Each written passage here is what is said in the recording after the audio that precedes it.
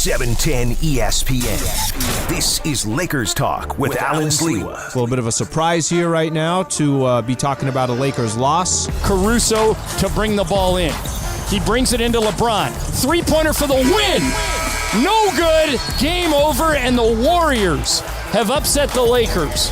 It's Lakers Talk. I'm not too accustomed to talking about Laker losses this season. That's how good the Lakers have been this year. So the Lakers get outscored 34-21 in the fourth quarter. From the home of the 17-time world champion Lakers at LA Live, this is Lakers Talk. Lakers Talk is on. Here's Alan Sliwa.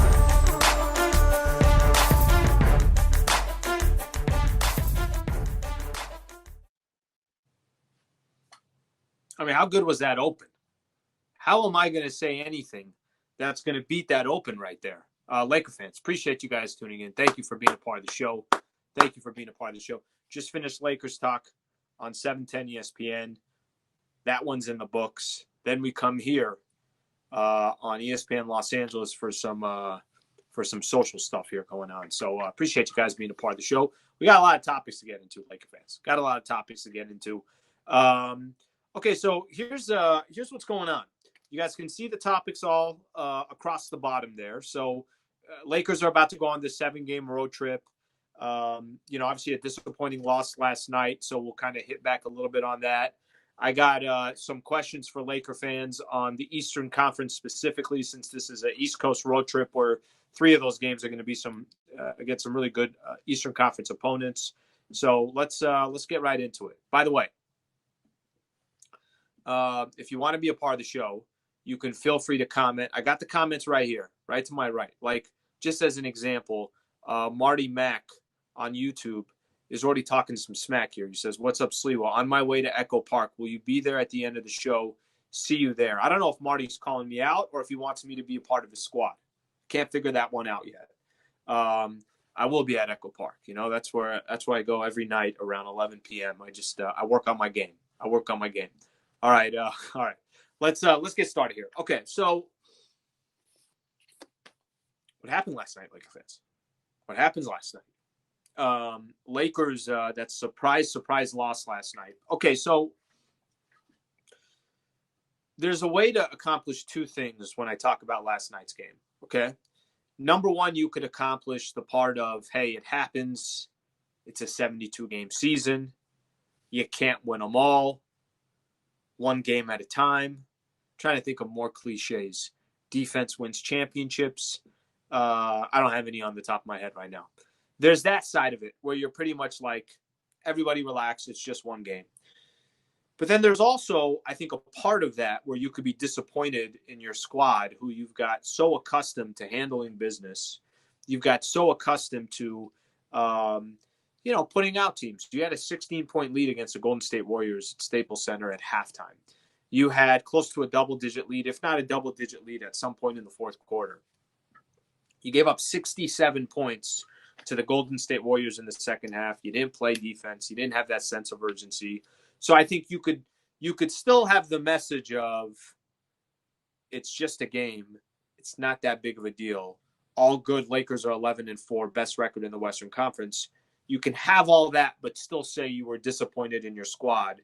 And hopefully they don't have games like that again, where they just decide completely to stop paying attention in the fourth quarter and then actually in the entire second half and start playing defense or whatever the case was.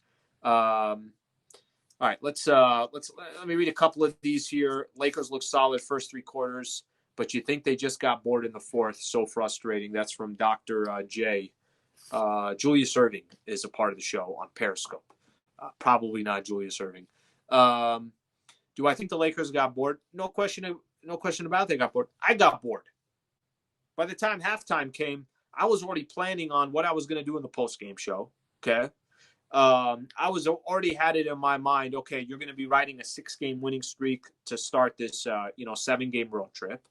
Already had the thought process of thinking like, okay, even for Lakers talk, I literally was already had my topics kind of in mind of, okay, how important is this road trip going to be? You're riding a 6-game winning streak.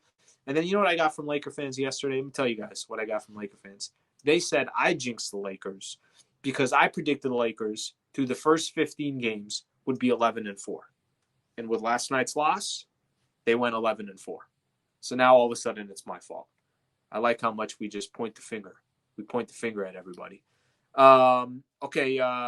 Levi Jose on YouTube. Our stars were subpar. AD got to be more efficient than 6 of 16.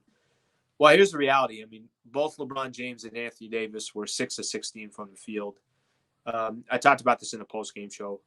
As much as we want to highlight what the Lakers struggled with from the offensive side, they lost the game on defense. They gave up 115 points. They still put up 113, so I don't think offense was the issue.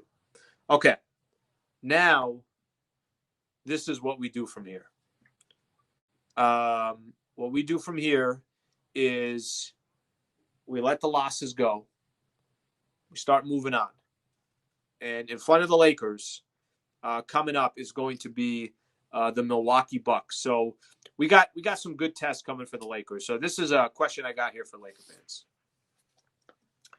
The question I have is, do you think the Lakers have been tested? Do you think they've really been tested so far this year? I mean, how much do we really know about this team so far? So let me kind of explain to you guys what I'm referring to. When I'm talking about tests, just a second, guys. Drop my pen. Need my pen. Not doing the show without my pen. This is what I'm referring to, okay? I think we'll learn more about this team on this road trip. Okay, so this is what I'm referring to. You're 11-4. There's some obvious things we know about the Lakers. We know, okay, superstars, check. Good to go. You got your 2 superstars, and they're not even just top 10 players in the league. No, you can rank them 1 and 2. You want to put KD at number 2, rank them 1 and 3. Superstars are good. Depth, no problem. Plenty of depth.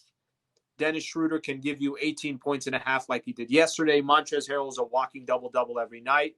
You know what Alex Caruso is going to give. You know what KCP is going to provide. Everybody kind of understands their role on this Lakers team. They're guys that you could go, Taylor Horton-Tucker is not getting any more playing time. He hasn't got playing time the last couple of games. That's how much talent and depth that the Lakers have, where they're playing 10 guys right now. So that's where they're sitting. Okay, so those are the things that we already know so far. Okay, so now I think what it comes down to is what the tests that you're going to get in this road trip is legitimate contenders. Because so far for the Lakers, I mean, if you really think about it, I don't know if they've been tested, or at least if they've passed all their tests yet. So I'll tell you what I'm referring to. You played the Spurs already twice without LaMarcus Aldridge. Aldridge came back in the third game. He dropped 28. You played the Mavs without Kristaps Porzingis. You played the Memphis Grizzlies without Ja Morant, Jaren Jackson Jr., without Justice Winslow. You played – who else did they play where they were missing guys? I don't remember. Good thing this isn't a live show or anything. I don't remember. So you've played some teams that have been missing their pieces. Oh, Houston Rockets, you played them. They're in complete disarray. Literally the second game of those 2 games you played the Rockets, James Harden got traded. So it shows you the disarray that squad was in. A couple tests you could say that the Lakers had. The Clippers, game 1 of the season, they lost. Portland, a good team, they lost as well. So I think actually we'll learn more about this Lakers team, and what I'm most interested in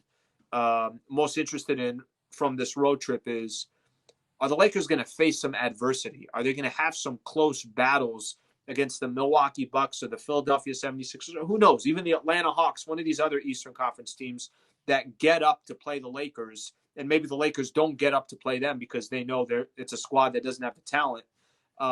So I think there will be some tests for the Lakers. And I have some curiosity of how the Lakers are going to do in those moments and in those situations against teams out there that can come out of the East. Milwaukee can come out of the East. No question about it, they can. Philly, maybe if they had a good run and some luck, they could come out. Or Boston, again, a good run, and maybe they could come out of the Eastern Conference. So I do think the Lakers are going to have some tests. Okay, Ara Tekorian on YouTube. The Lakers not fully tested as of yet. Okay. Okay, Big Daddy something on YouTube. Okay. Says Lakers lost to the Clippers, Warriors, Blazers, Spurs. Playoff teams. I think Lakers haven't battled with playoff teams yet. By the way, fair. I mean, they're going to have a lot more. The schedule has been cake to start off the season. It's been cake, and there's been players that have been injured. Elias says, Sliwa, all teams missing players. We play who are in front of us. Which, by the way, I'm not discrediting the Lakers because they don't make their schedule and they don't determine who's playing and who's not. But what I'm telling you is there are bigger tests to come. I mean, there are much more difficult opponents that the Lakers haven't faced yet. So that's why in this 7-game road trip, I do think we're going to find out a lot more from the Lakers. And again, at the end of the day, whether they go 5-2 or they go 4-3 or 3-4 or whatever the case is, right? No one's going to not think the Lakers are still the favorite to go win an NBA championship. It's just a matter of the Lakers not being bored, getting up for some of these games, and then also kind of this battle for a long season rather than paying attention just to the 72 games. All right, Lake fans, let's do some roll call here. Got somebody I got James Murillo saying Rockets had fat Harden. Harden did look big in Houston. Let's not sugarcoat that. Amy Nicole on Facebook. They haven't been tested. It's been pretty much cruise control for the most part. The road trip will test them. Thank you, Amy. That's a well thought out comment right there. Okay. Thank you for the time on that one. That's what it was. Mario Rivera says the Minnesota Timberwolves didn't have Karl Anthony Towns. That's who it was. Lakers didn't have Anthony Davis, by the way. Xandar says this road trip is usually the Grammy road trip, correct? Got a couple people saying that it's also a test for Frank Vogel. All right, let's do some roll call. Where are you guys tuning in from? Appreciate you guys tuning in. Michael says Caps Lock Nation. I don't know what that means, but he did it in all cap locks. Maybe that's his thing. Maybe that's a code thing that I'm not up to yet. It's like literally you guys have taken over the show. I'm trying to drive, and every time I'm driving, somebody's grabbing the steering wheel. Okay, Torrance, California. Thank you for being a part of the show, Torrance. Goose Creek, South Carolina. Oh, man, that's awesome. Vegas, thank you for being a part of the show. Rosarito in the house. Long Beach, North Hollywood, Norwalk. Third Shift, UPS, Ohio. Man right there. Arkansas in the house. Sydney, Australia.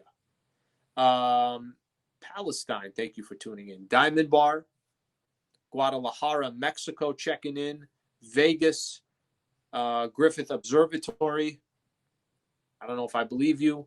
By the way, what a fantastic place. Hawthorne, California, thank you for being a part of the show. Little Rock, Sydney. Appreciate all you guys being a part of the show. I'll continue to read this, by the way. Commerce, California, thank you. Romania. If I read you, don't put it again. You're confusing me here. Okay? Let's work together on this. Laker fans. Port Arthur, Texas. Highland Park, don't make me do it. Told you guys. I got a lopsided basketball that's half flat in the back of my trunk. Don't make me come out to Highland Park right now. I'm wearing boots right now. Doesn't matter. You think that's going to stop me? All right, let's keep going here. Orange, thank you for being a part of the show. La Crescenta. Ooh, Key Arena in the house. Listen to that. You want to throw out some arenas and be creative? Elias throwing out Key Arena. That's a solid one right there. Okay, Laker fans. Lancaster, thank you for being a part of the show. Charleston, South Carolina, thank you for being a part of the show. Okay, toughest game on this Lakers road trip. Which game do you think is the toughest game on this Lakers road trip. So let me kind of put it out for you, okay? We got Milwaukee on Thursday, Chicago, Cleveland. Okay, get those games out of the way. Philadelphia, Detroit, Boston, and then we end it with Atlanta. So basically, do you think Milwaukee, Philadelphia, or Boston is the toughest matchup out of those 3 games, and the 7-game road trip? Which team is the toughest matchup? By the way, you could also take into consideration this. Earlier in the road trip, Lakers might be fresher.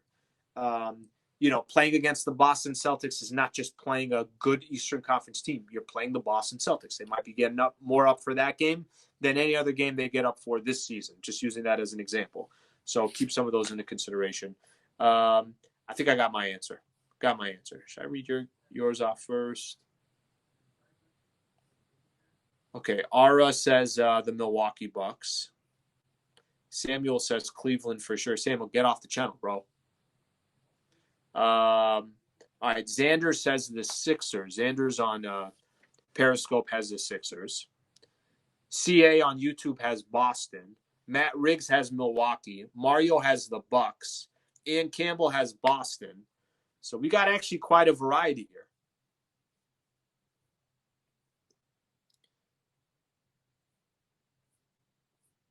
Someone says I'm disrespecting Cleveland. I'm not disrespecting Cleveland. That's not the toughest game on the road trip. Okay. Anthony on Periscope says Boston. Okay. So let me give you guys my thoughts on this one. Boston, one thing you could depend on, they're going to play tough. A young squad, but they actually have some playoff experience now. Tatum and Kemba Walker and, obviously Jaylen Brown, Marcus Smart, the guys are going to play tough. They play good quality basketball. I don't think that's the toughest matchup. Okay. Philadelphia, talent. Joel Embiid is a freaking freak, a fantastic player, and he'll probably, go to work on Marc Gasol, and he's fantastic. Plus, they got, Tobias Harris is there, and Ben Simmons is just a setup man. I personally enjoy watching his game. I don't think that's the toughest matchup, which, by the way, I want to say last season, did we lose at Philly? Did we end up playing Philly? I think the Milwaukee Bucks, I think that's the toughest matchup on this road trip. I really do. Now, I think the Lakers will be also most ready for that game because it's coming off a loss. They're probably excited to play that game. You're never going to hear – LeBron's never going to say, I'm the most valuable player over Giannis, but he probably thinks about it when he's playing against Giannis Antetokounmpo. Anthony Davis probably thinks about Giannis Antetokounmpo as defensive player of the year or whatever the case is. But I think this is going to be the toughest game. I really like that Drew Holiday signing that they had. Chris Middleton's a player. These guys play good team basketball. Both teams are coming off a loss. So Milwaukee's coming off the loss against Brooklyn yesterday, and then the Lakers obviously coming off the loss against the Golden State Warriors. So both these teams are going to be hungry, try to get back on track. All right, let's read a couple things here. Elias, we got a blowout in Philly. Oh, we got blown out in Philly. I think you're right about that. O.C. O'Neal saying Boston is good. Daniel Portilla Jr. said they blew us last season in Boston. They blew us out. These are not easy games. These Eastern Conference, road trips. By the way, just imagine if there were actually fans there. I mean, how tough those games are too. I remember us losing to Milwaukee, but I just off the top of my head I couldn't remember with Boston and Philly. Okay. Mario Rivera says Simmons can't shoot. He's right about that. Gasol working on Embiid. Yeah, that's going to be a tough one.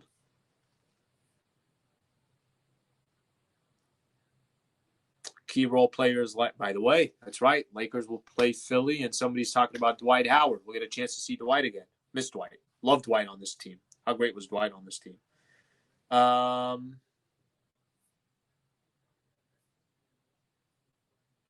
Okay. All right.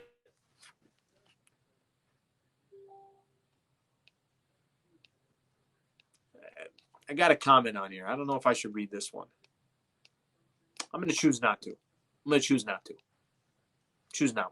to. Laker Wisdom says Boston will play tough. Okay, let's keep moving on here. By the way, quick shout out, Power Pro Plumbing, Heating and Air, a partner of this broadcast here on social. We appreciate their partnership, making it happen. Let me just kind of make it very simple. You got a plumbing issue, you got a heating, air conditioning issue, and you're out here in Southern California. Let me make your life easier. Anytime you got an issue, go to Power Pro Plumbing, Heating and Air. So as simple as that. Go to powerproplumbing.com.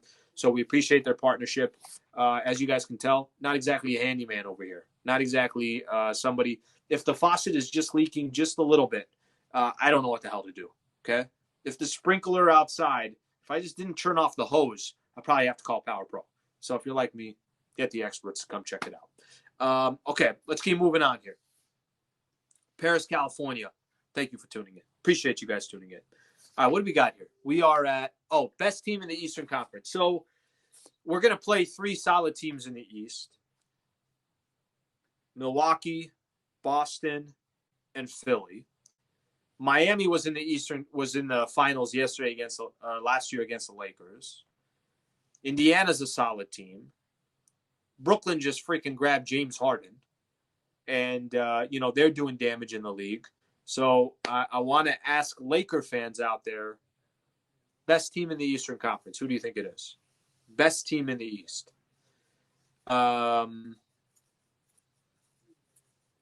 got a feeling a lot of people are going to start jumping on the Brooklyn Nets bandwagon, which I already jumped on. I've already been saying this now, that I think that's the best team in the Eastern Conference. So February 18th, the Lakers will play Brooklyn at Staples Center. Kidding me? How great is that game going to be? And a lot of people are not crazy about that mix. They don't think the Kyrie, the James Harden, and the Kevin Durant's going to work. They don't like the chemistry. They're, talking about there's only one basketball to go around. How are these guys going to distribute the ball? By the way, if you look at past trios, 3 guys that got together on a squad, superstars, or, you could say superstars that got together on a squad. Think about when LeBron James and Chris Bosh and Dwayne Wade, they all complemented each other. Back when it was Boston with Paul Pierce, Ray Allen, and Kevin Garnett, they all complemented each other. When KD came to the Golden State Warriors and Clay and Steph were there along with Draymond and all these other guys, these guys all complemented each other. These 3 actually don't technically complement each other unless they start sacrificing for each other. I don't think KD is going to be an issue. I actually don't think James Harden's going to be an issue. I think Harden's is going to have no problem dishing out 15 dimes a game. The question mark will be Kyrie. But I still think that's the best team in the Eastern Conference. If I had to put my money on any of these teams, I think, Lakers come out of the Western Conference. I think they're going to face the Brooklyn Nets. Levi Josie on YouTube. Nets, Philly, Boston. He ranks them that 3. Greg Lohr has Brooklyn. A lot of Brooklyns in here. Discount Sushi. That's literally the name. Discount Sushi. Sadly, Brooklyn now. Durant hasn't missed a step coming back. KD's KD freaking looks like KD. KD is so good. Kevin Durant is so freaking good. He's one of the players that, he's kind of must watch. Like I genuinely enjoy watching Kevin Durant play basketball. Let's keep reading here. Christopher Hassan, Celtics Lakers final. All right. Alexander, Harden, KD are straight buckets. You're not lying. See the other one here. Val Rojas on YouTube. Kyrie, Durant, Harden, play no defense, Allen. By the way, you're not lying. KD could play defense. James Harden, not exactly your your defensive stopper, and Kyrie not at all as well. So listen, it's a fair question. It's a big question mark, and you got a team like Milwaukee who can lock down teams, but those three are just so freaking explosive. And they got some role players. You know, they'll try to fill in that rest of that roster, and everybody's got to kind of play their role from there. Okay, let's see what else we got here. AJ Walls says, yeah, they're dangerous.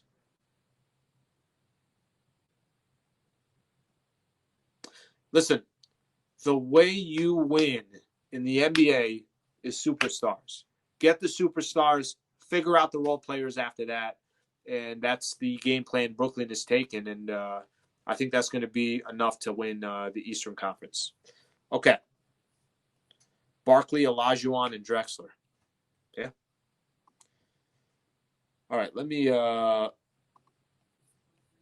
find here. Okay. I got one more topic I want to get into here. Okay. So, by the way, if you did not catch Lakers Talk on 710 ESPN and you want 2 hours of Los Angeles Lakers basketball conversation, you can go on the ESPN app or on iTunes, and feel free to. Mark Spears was on, Brad Turner was on, so good in-depth conversations. All right, so this is the last thing I got here before I take some questions. Lakers are taking on the Bucks. I spent a solid 10 minutes kind of going after Giannis Antetokounmpo a little bit. Probably not completely fair, but I'll kind of explain what I'm talking about here. So Lakers are taking on the Bucks. And I was looking at yesterday's game and how, Giannis has kind of been a liability on the offensive end. He's struggling from the free throw line. He just doesn't have a complete offensive game. He doesn't. So if I had to pick between Anthony Davis or Giannis Antetokounmpo, and here's Giannis, who's won two straight NBA MVPs, right? And he won Defensive Player of the Year last year. I don't think I just don't buy into the Giannis stock. I mean, I'm sorry, I just don't. And I'm not saying Giannis is not a really, really good basketball player. But what I'm trying to say is, how's that dude the most valuable player in the NBA? I'm sorry, but when you can't hit a 15-foot jumper, I got problems claiming you as the most valuable player in the NBA. And that's not me just saying that based off of his own individual game. We've seen what happens in the playoffs. Come playoff time, teams know how to shut down Giannis. They just pack the paint. Giannis, shoot a 15-footer. Go ahead, shoot a 15-footer. So, listen, I will not argue this. The most valuable player in the NBA is LeBron James, and it's been LeBron James for I don't know how many years in a row. I always look at NBA players, I kind of put them in two ways. Very rarely do you have a combination that's equal. You're either an athlete first or you're a basketball player first. I give Giannis a ton of credit the way he's kind of crafted his game and become the player that he is. I just don't see him as the most valuable player in the NBA. I could name probably 4 players right off the top of my head that I would take before Giannis Antetokounmpo. One of those players I would take before Giannis is Anthony Davis, is AD. And I'm not telling you that if AD was on the Milwaukee Bucks, he's going to go win a championship in Milwaukee. And I saw him in New Orleans where he struggled to, get past the second round, but it's in the Western Conference. But I just feel like AD's game is more complete than Giannis Antetokounmpo. So if I had to pick between those two players, Giannis or AD, I'm going AD. I'll read some of your comments. But what am I missing here on Giannis? Giannis is athlete first. And he's developed his game. And he's a really good player. But he's got holes. He's still very raw. You cannot, in the NBA, if you're the most valuable player in the league, how are you a liability in the playoffs? How can you not hit a 15-foot jumper? So I got kind of a difficult time with that one. I always think LeBron is the most valuable player. But if I'm picking between Anthony Davis and Giannis Antetokounmpo, ESPN does these rankings. They rank the top. Before the season started, they ranked their top 10. And they actually put LeBron number 1 and AD number 2, Giannis at number 3. I'd actually put KD. I'd probably put KD number 2, and I'd put AD number 3. That's how I would do it now because KD is healthy. But it doesn't matter wherever you put him. I ain't taking Giannis before any of those players. I'm just not. And I was actually a little surprised that they put AD second, only because I don't think AD typically gets the amount of love that he should get. But, obviously he's excelling now with the Lakers because he's also playing with LeBron. Levy says Giannis is shooting threes now. Go ahead and keep shooting threes. I ain't worried about that. Okay? Let's see what else we got here. Giannis did not want the ball last night in clutch time. You know why he didn't want the ball last night in clutch time? Because his skill set. I mean, listen, if Giannis tells the coach, I don't care, you give me the ball and I'm going to come through, and he fails, I'm actually okay with that more than not even, being an option towards the end of the game. But the reality is Chris Middleton and Drew Holiday are better options to go get you a bucket when you need a bucket. Someone's saying, but Giannis has a motor. I give him that. Definitely give him that. I mean, he does have a motor, and he's, an energy guy, but most valuable player, somebody help me with that. I don't understand. How is that the most valuable player in the NBA? Daniel Albatrez, the freak has no jumper and can't hit a free throw. Overrated.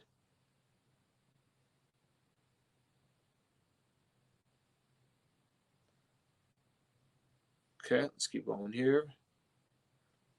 Not even Shaq won back-to-back MVPs. No question about that. How does Shaq not win back-to-back MVPs? Who the hell can stop Shaq back in the days? And by the way, Shaq couldn't hit a free throw and also couldn't face up and hit a 15-foot jumper, but Shaq was unstoppable. There was nothing you could do. Nothing you could do on Shaq.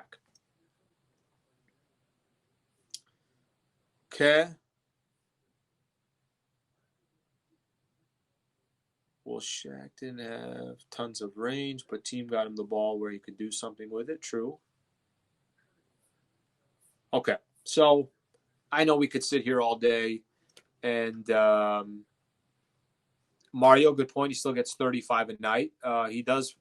But listen, what you do in the regular season, I mean, it really is a big difference for the Milwaukee Bucks. If they, let's say they end up with the best record in the NBA, whatever they do in the regular season means nothing. If you don't get to the NBA Finals, it doesn't mean anything because you've had the best record in the NBA 2 years in a row. I want to end off with this before I go to questions, okay? So this is I'm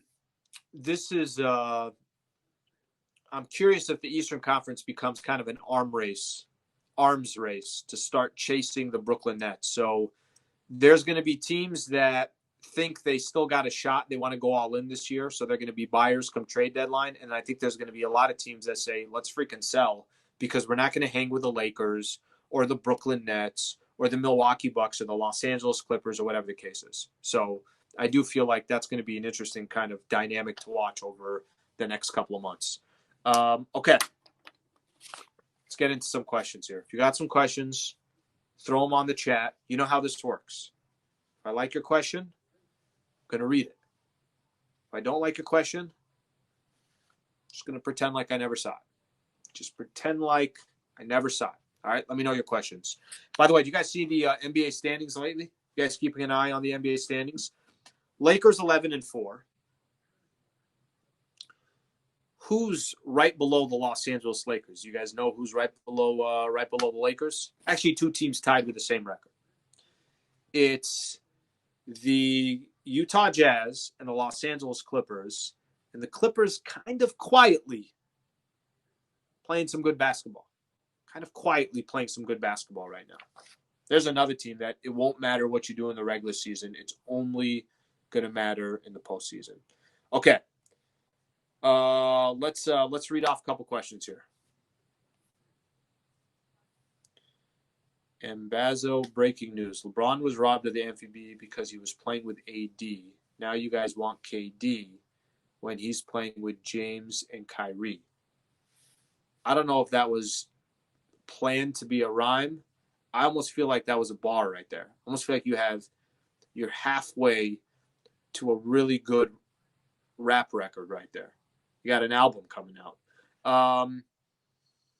KD probably would not win MVP. Actually, I don't know. Actually, I'm not sure. Let's see how Brooklyn ends up with the season. KD's freaking amazing. So if KD won MVP, you'd just be like, okay, well, yeah, it's Kevin Durant. I don't think there'd be too much of a question on that one.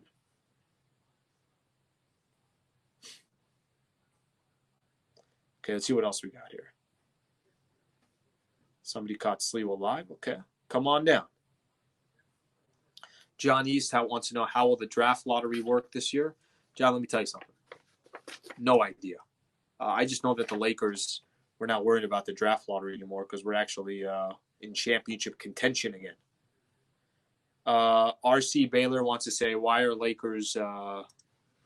we so garbage playing at Staples? I think Mark Spears. Almost said Mark Stein. Almost said Mark Medina. I almost named off every media outlet reporter before I got to Mark Spears.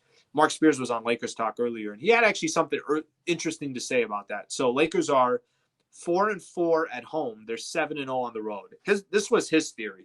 His theory was, you can't do anything when you go on the road now because of COVID-19 protocols.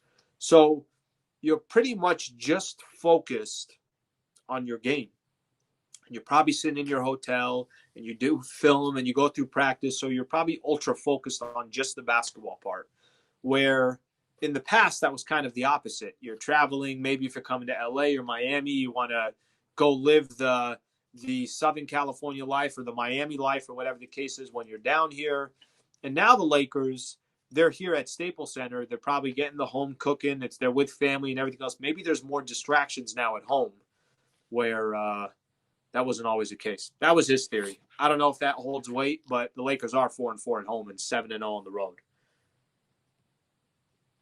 All right, Ryan Bueta on Facebook. Just for fun, do you see the Lakers trade for a third star? No, I really don't. I think the Lakers got, Dennis Schroeder is the third best player on the team, or Montrezl Harrell is the third best player on the team. I think you already got, really, really good players and really, really good depth. Unless something happened, like unless Lakers were struggling during the season, or unless a couple other teams have to counter what the Brooklyn Nets are doing, and they're incredible as well. Or maybe Brooklyn just starts dominating and you're, questioning whether you're good enough to beat them. Those are all extreme scenarios. But I don't think that the Lakers would try to trade for another star. Okay, let's keep going here. Sliwa goal for the road trip. 5-2. You go 5-2. You come back 7 games in. 7-game road trip. You go 5-2. That's a good road trip. You go 4-3. You're like, okay, well, game before above 500. Anything below that, you're, obviously it's not a good road trip. But you want to go 5-2. You want to, it'd be great to get 2 of those 3 tough games. Get 2 of them, and then maybe you have a bad night. Just you fall asleep against an Atlanta team or a Cleveland team or something like that.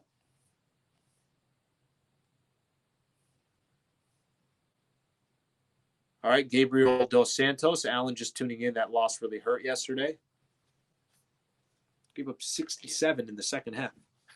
It's at Staples Center. Right? Down at Staples Center. Everything's going okay. Lakers up 16 at the half. Planning for the shows coming up. Come across the street at the fourth quarter. TV is on, broadcast is on, kicking back. I'm like, all right, so post-game show, 6 games in a row, all this stuff. They blow the lead. How do you think I felt? What kind of world are we living in? All right, a couple more here, and then we're finishing this off here. You could put your thoughts on what the Lakers will do on the road trip. I say 5-2. Say 5-2. Kyrie Irving playing tomorrow against the Cavs. Okay, appreciate that info right there. That's Max Power. Charles C. thinks the Lakers are a little bit better than last year. Let's give it more time. I'm curious to give it more time. I will tell you that they have more upside. They have more upside than last year because of their talent. Okay. Ooh, Mario Rivera, Tom Brady, or Aaron Rodgers this weekend. Now we're talking. Now we're cooking.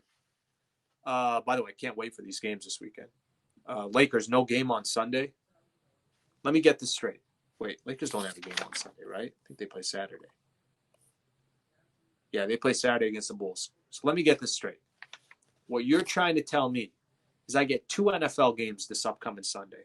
No Lakers game. We get a Laker game on Saturday and Monday. Sunday, two NFL games. I mean, what did I do to deserve this? Tom Brady or Aaron Rodgers on Sunday. I think the Packers are going to win the Super Bowl. They're freaking stacked. They're methodical. They'll run the ball down your throat. Aaron Rodgers has complete control of the game. So I'm going to say that the Packers end up winning that game. It would be a pretty damn cool story if Tom Brady found a way to win in Lambeau. Okay, let's keep going here. I'm going to take one more question here. One more question. Laker fans, don't screw this up. One more question. All right, Seba 1575 on YouTube. What kind of players should we look to pick up when we can do so? I think there's only one kind of player that the Lakers need, and that is just an extra big. Just an extra big man that can come in, grab some rebounds, block some shots. If Marc Gasol's in foul trouble or Marc Gasol is not having a good game, put him in right away, and you still have that kind of rim protector. So that's the only area that I could see the Lakers really having any weakness in. Other than that, not many weaknesses from the Lakers. So that's where we're at. Appreciate you guys. Appreciate you guys tuning in, Laker fans. Thank you for being a part of the show. So our next broadcast, Lakers and the Milwaukee Bucks. I think that tip-off's at 4:30 on Thursday. Tip-off 4:30. Tip-off at 4:30. So that means pregame show with myself and Michael will start at 3 p.m. Pregame show at 3 p.m. Tip-off at 4:30. That's coming up this Thursday. But you got all day tomorrow, starting at 5 a.m., obviously, Laker conversations, more conversation on the Rams losing, all that right here on 710 ESPN, starting at 5 a.m. tomorrow. Keyshawn, Jay Wills, Zubin, and Travis. So starting at 5 a.m., full day of local shows tomorrow. So tune in right here on 710. Thank you for being a part of the show. Have a great rest of your night, and we'll get back at you guys this coming Thursday for the Lakers and the Bucks. Laker fans, have a great night.